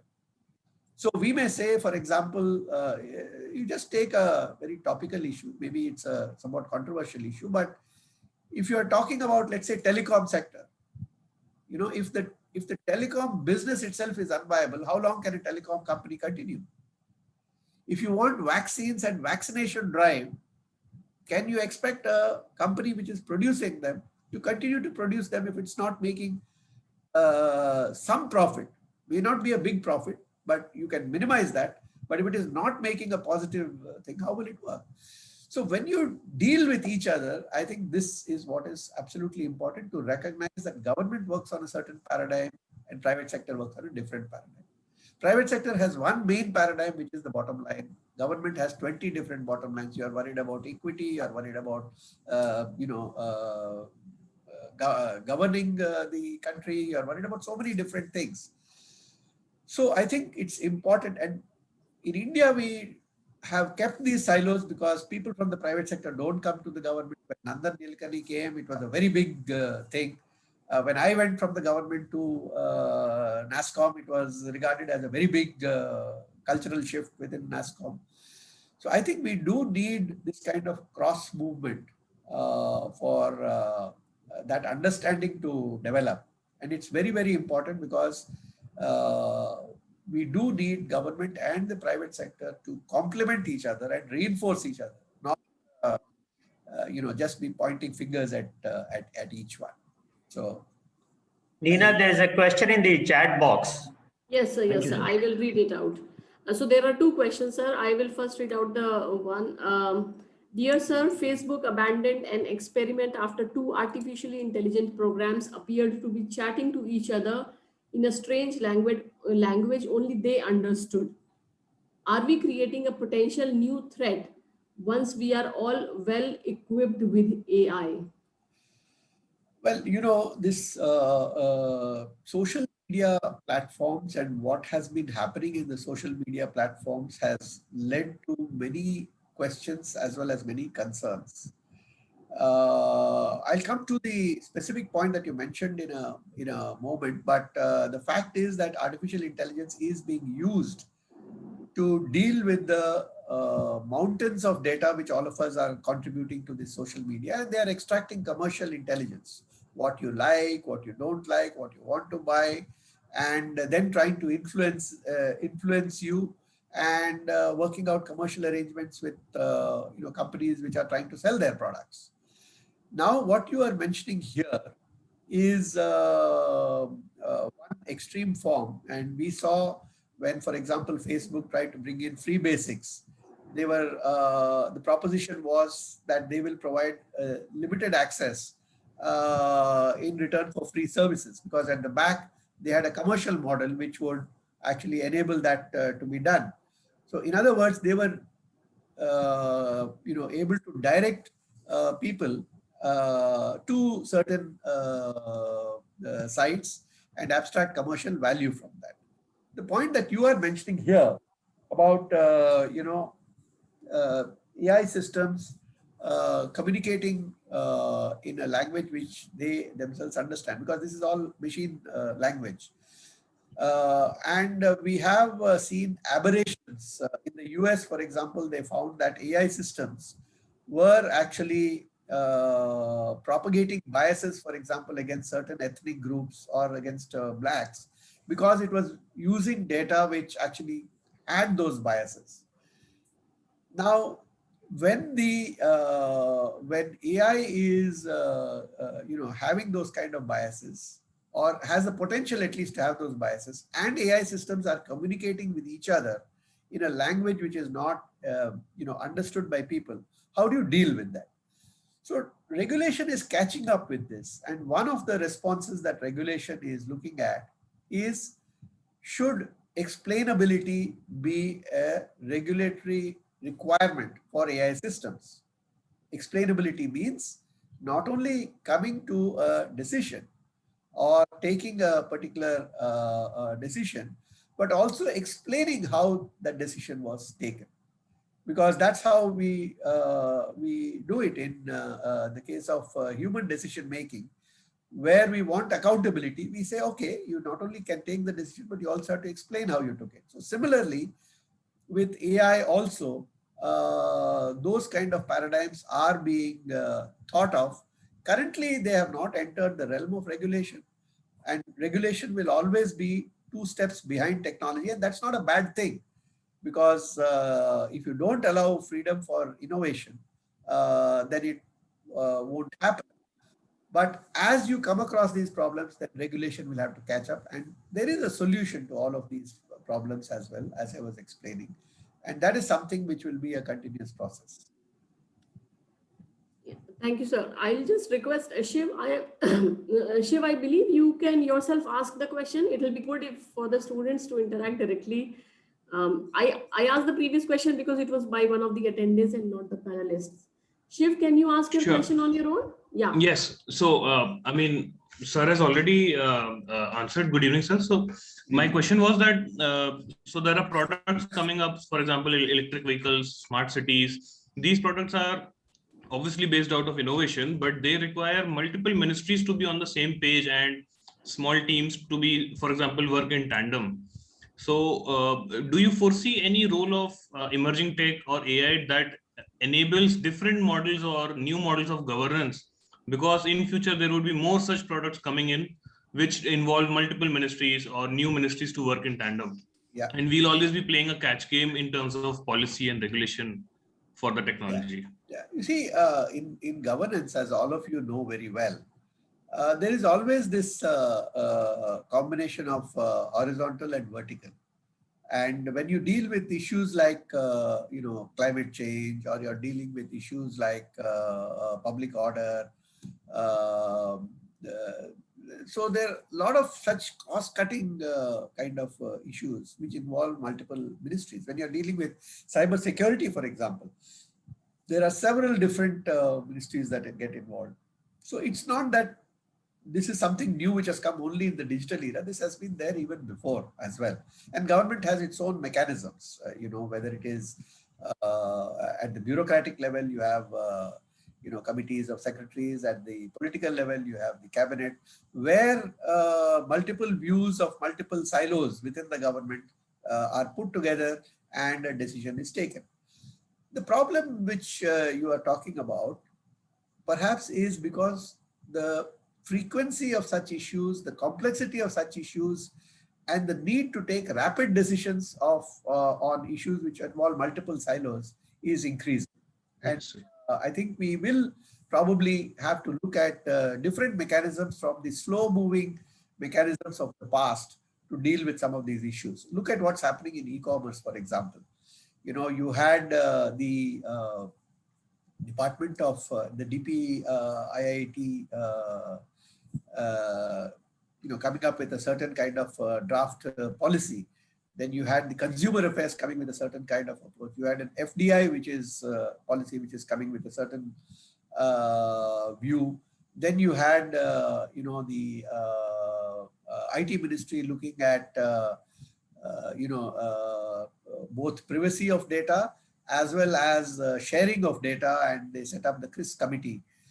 So there are, and then of course you have the security agencies also coming in, wanting to get access to that information. So there are multiple, interests in all of these platforms, because platforms are so all embracing. I did refer briefly to some of the collaboration tools that technology itself provides.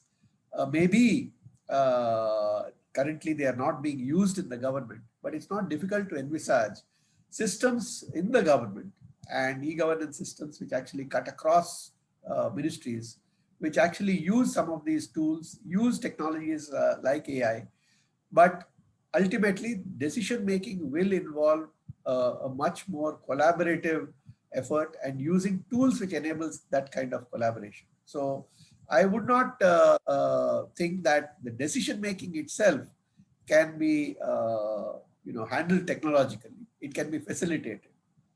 That's how I would look at it. Yes, I think, sir, you're pointing at maybe a platform that works as a decision support and that enables multiple ministries to look at from different angles to the same subject. Yes, in fact, there are some earlier systems, erstwhile systems also, which tried to do that. For example, one of the programs under the eBiz project in the National E-Governance Plan was looking at, at a system which involved, I would say a lower level of, coordination or cooperation.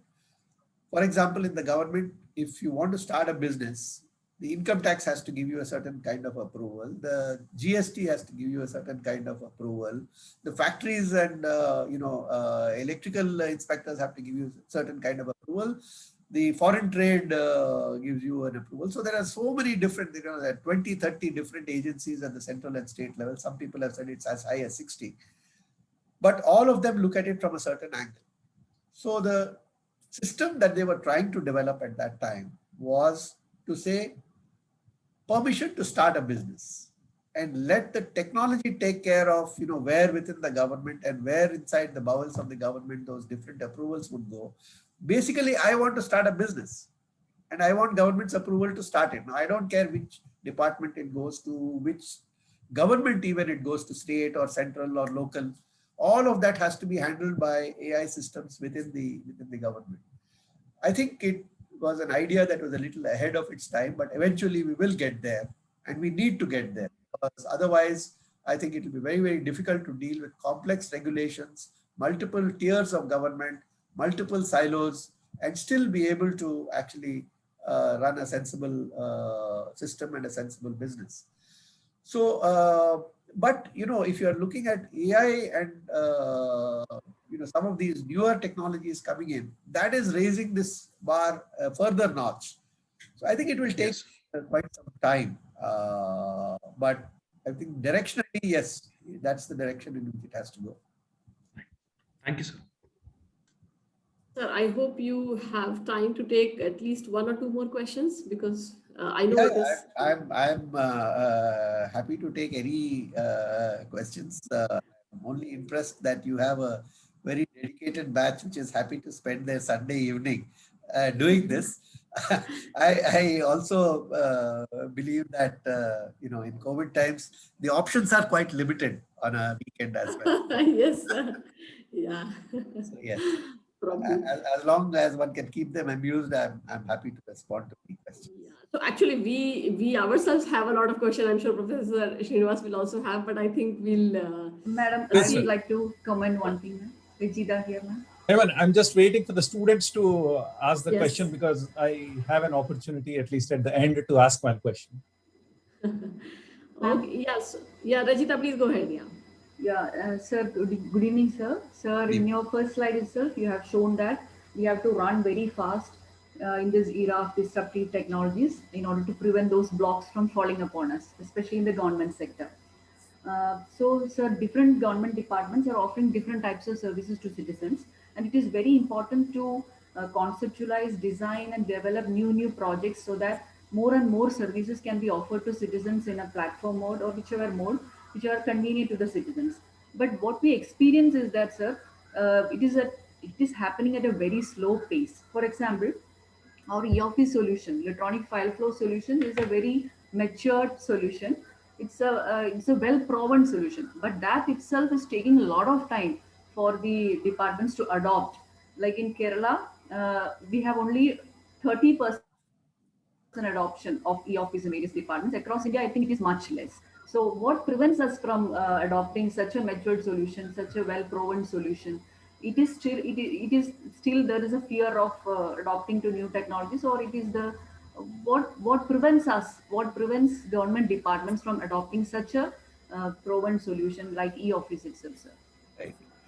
So, whenever we think that, this is such a perfect solution, it makes life easy for everybody, the users, the outside people who interact, and all of them. And we find that it's not being used. I think sometimes one has to go back and then, look at, why it is so, and maybe that there is something that we have overlooked. So in cases like this, for example, in the case of e-office and e-files, I'm aware that the e-office does provide a certain degree of convenience. For example, you can access a file very easily, you can access the noting very easily, you can access any document very easily. So there are multiple benefits involved. And the question that you have raised is the obvious one. If it is so good, then why is it that people are not adopting it? Now, but there are certain kinds of situations where actually it becomes an impediment as well. For example, if if you see how a minister deals with a file, or quite often how even a secretary deals with a file. Now they are busy people, so he is moving in a car, and somebody is showing him paper and orally briefing him, and then he's signing off. Now, if somebody is briefing him orally and the minister is signing off, who is ultimately responsible? How do you actually, map that kind of a relationship into an electronic mode? Because unlike in the private sector, where there is, the accountability is to the result, in the government, the accountability is to the process. That's what makes them two very different animals. So the question is, now if there is a problem with that particular decision, and they say that, who has decided it, and how do you trace that accountability of, the political person or the bureaucrat or the government functionary. So sometimes, these kind of limitations also, do come into play. And to my mind, whenever people have actually found it more convenient, more easy, the technology adoption has been very quick. So I think we need to get a proper study done to see what are those use cases where the e-office system is most convenient and workable, and what are those use cases where it becomes a limitation in the current mode of functioning, and is there a way to overcome it while continuing with the e-office. So I think that there is a need to look at some of those dimensions as well, because I would be a little hesitant, frankly, to think of it as a panacea which will ultimately eliminate all these files.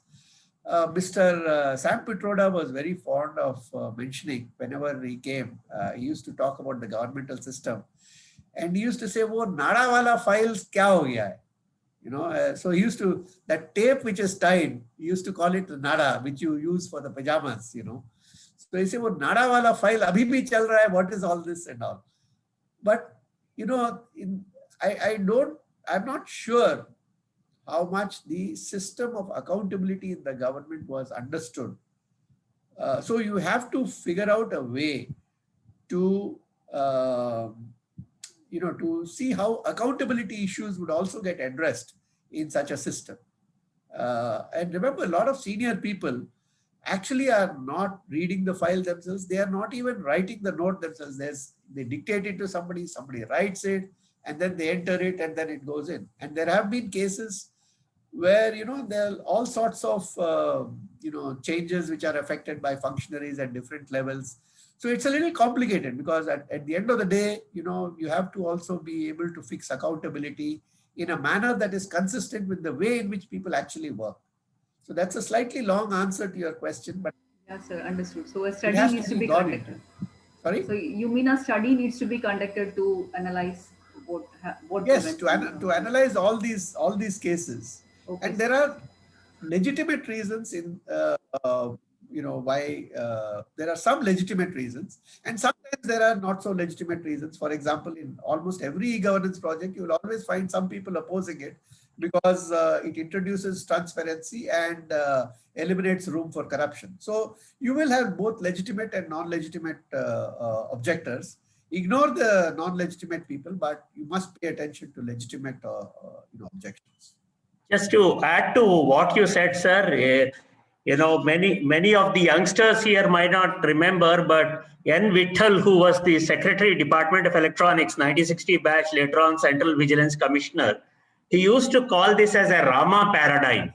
He used to say, whenever something is introduced new, there will be R, which is always rejection, resistance, and all that. The A, he would say, is a lot of anxiety as to what it would do, our power will be taken away, etc., etc. So he would say anxiety and annoyment. Then he would say things will mellow down, which is the M. And finally, he would say there will be adoption and acceptance. So he said any e-governance model has to first go through the Rama paradigm, he would say. So I just thought I'll mention, Yeah. And in the midst of that Rama paradigm, you have to try and find a Brahmastra somehow, which will take you to the other end. Yeah. Thank you, sir. Yeah, and so in research, I mean, when we've done research, so in information systems area, because we primarily look at adoption of technology in organizations, so exactly some examples like this. So that is where we bring in TAM model, which is called technology adoption model. And there are two, if it is making it easier to use, and if it is, so the two reasons how you can impact the adoption. So as a lot of the projects, ignore the fact that it has to actually make life easy. The purpose of technology is to make life easy. Now, I gave you the example of the vaccination drive and the the computerization of data. Now, if you are not taking into account a fundamental thing like, is it increasing the workload of a doctor or a compounder or a nurse beyond what they are currently doing, then you are missing something very, very fundamental. So you have to look at every level in the chain, and quite often this view that, oh, it's perfect, but people are resisting, comes because it's a very top-down view. It's looking at how convenient it is for people who are analyzing it.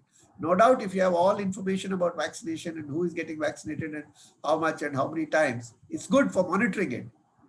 But that's not the only concern. That's important, but it's also important how it's affecting people at the bottom level. So you have to actually look at all of these, and I would actually go to the extent of arguing that you have to look at a time and motion study for at each level to perfect this. And whenever we ignore that, you run into a problem and say, oh, people are resisting. They're resisting for a good reason.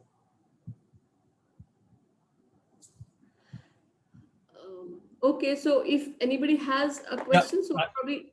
If I can take one question, I think I'll request, sir. Sir, it's been pleasure always listening to you, sir. I mean, I had opportunities earlier to listen to you when I was in NISG. But I have one practical question which I could never get an answer, sir. The second Administrative Reforms Committee says you have to be entrepreneurial government.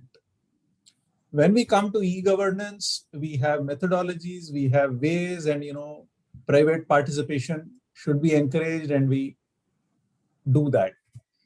But the challenge is, I mean, I worked on GST and RFP, sir. Actually, you reviewed it, and in Janpath Hotel along with Naveen Kumar, sir, you were a part of that committee where we have shortlisted the vendor. And the first question you asked me is, what is the pre-qualification criteria? I mean, I was remembering that when you were talking about pre-qualification criteria today, sir. Yes. The challenge is we are unable to get the startups into the ecosystem. We are unable to get the new entities into the system. But most of the concepts which were reviewed elaborately, stakeholder approvals have come in, is actually failing when the rubber hits the ground in the RFP and implementation phases. Yeah. So you said in the end, actually, this was the question I was having when you said you take the right path. So you actually mentioned government, private, for the citizen. Yeah. But that is an idealistic scenario, sir. How do we take that path, and what should be done to take that path? Right. So I think the path that I was mentioning, there are plenty of examples today where it has been taken and where it has worked. I mean, just to mention some examples, the Ministry of Corporate Affairs, the passports, the income tax, and so on. I would agree with you that, in the cases where innovation is required, it is a little bit of a challenge, because that goes to the next step, So when it is just using technology or, proven technologies and getting in large companies which do it on a turnkey basis, then it has worked reasonably well in many of these projects. But when you are looking at something like innovation, for example, if you're saying, okay, now I want to develop business intelligence using the data that is compiled in, let us say, the health platform or the GST platform or some other governmental platform, income tax platform, then you require innovation. You require companies which can actually innovate and help you to develop insights. And dealing with startups has been a big problem. And frankly, my advice to startups always is, don't look at government as a customer. You will kill yourself.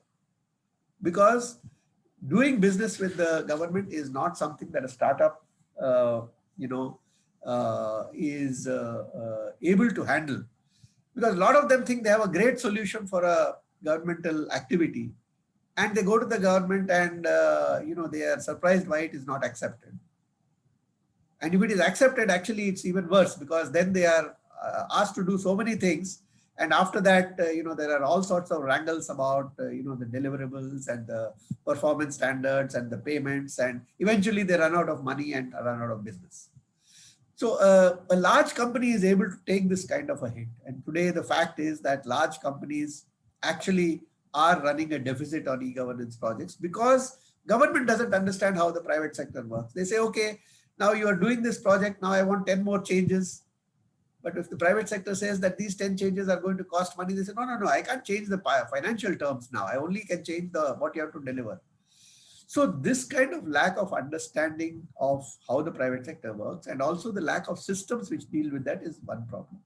For the startups, it's a different problem. And the different problem is that you have to find a buffer in between where the buffering is done by a large entity and the innovation of the startup is brought into the solution through this intermediate entity.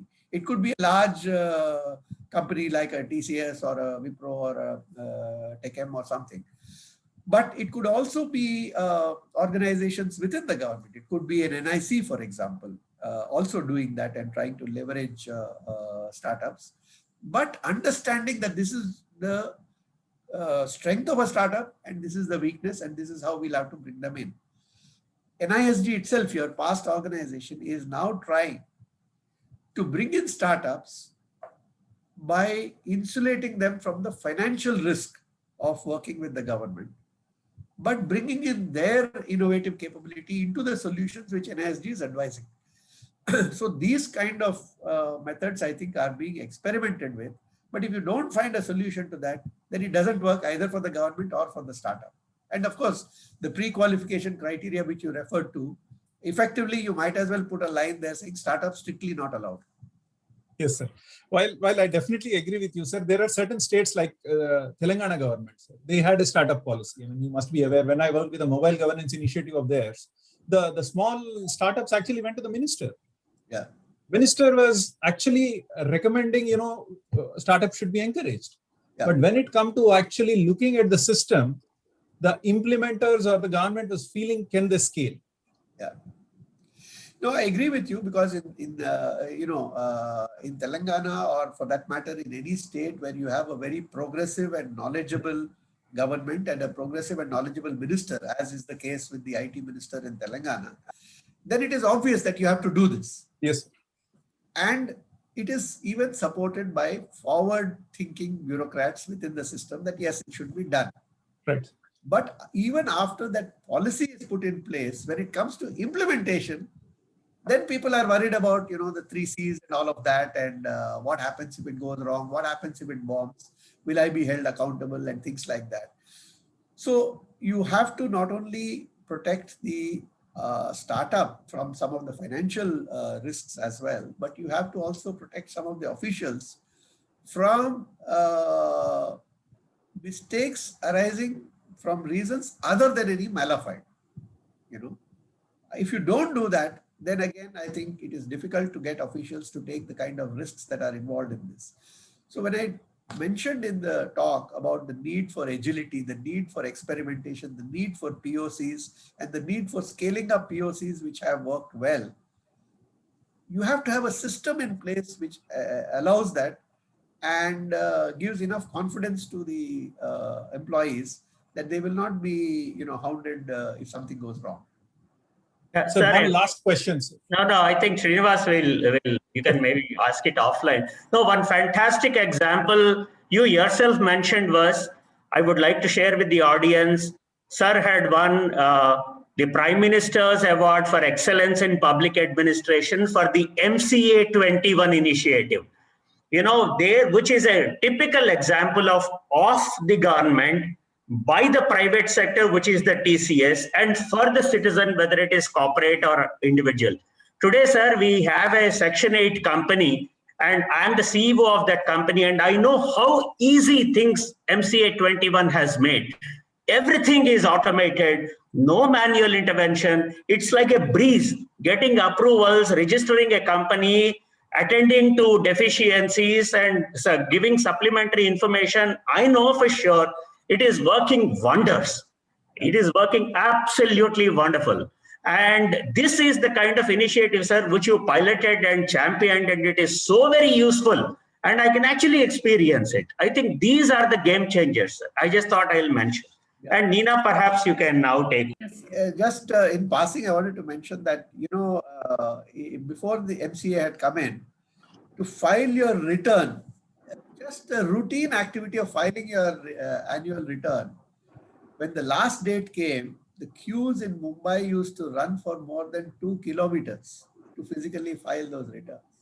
And it used to take hours and hours, and sometimes even days, like the way old railway reservation used to be. So, there's a lot of room for eliminating that kind of slack in the system. Thank you. Okay, thank you so much, sir. I think if somebody still have a burning question, probably you can write it and send it to sir, and he will, I hope, reply. He will have time to reply because it is already too late. We don't want to take any more time, but I will just ask one of our students, Appal Naidu Guri, he will propose a vote of thanks for this. I just wanted to mention, Professor Nina Pandey, that if you like, I can send the presentation. You can share it with the participants, and it has my email ID also. And an email can be sent, and I will try and respond if there are not too many questions.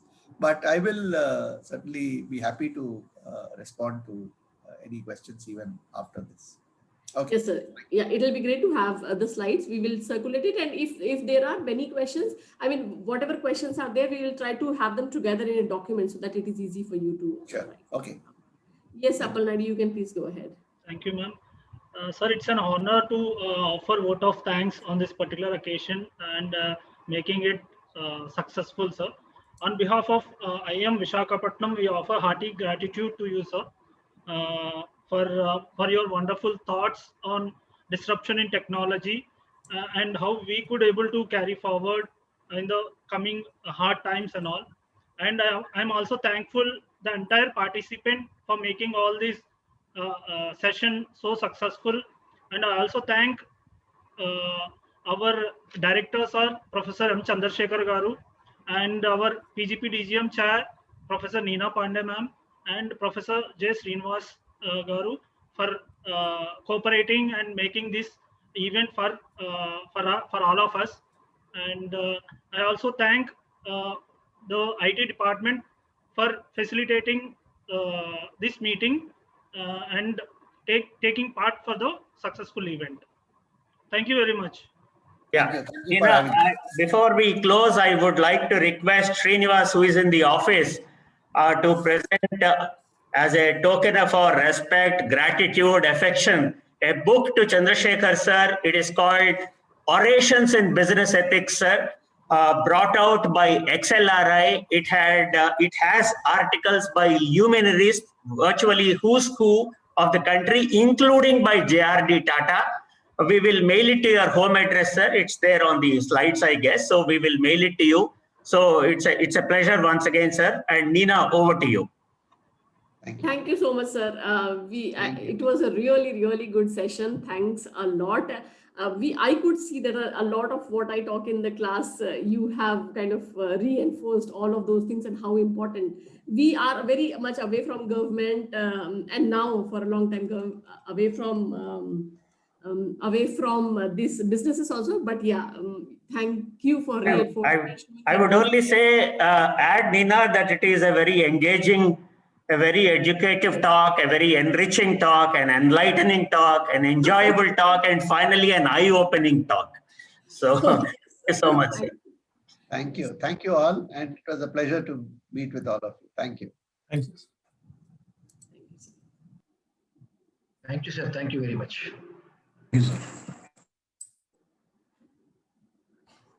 We can leave the meeting now, Nina? Yes, sir. Yes, sir. You may leave the meeting. Students, all of you who are here still, in case you will have any questions, you saw that we were actually running short of time. So if you will have any questions, I think he is good at answering questions. So please write if you will have. create a set of questions, and then we can send it to him. And whenever he will send me the slides, I will forward it to all of you. Yeah, thank Sure, you, ma'am. Professor Srinivas, you. for Thank you. coming, joining. Yeah. Okay. Thank you, everyone. You may leave. Yeah.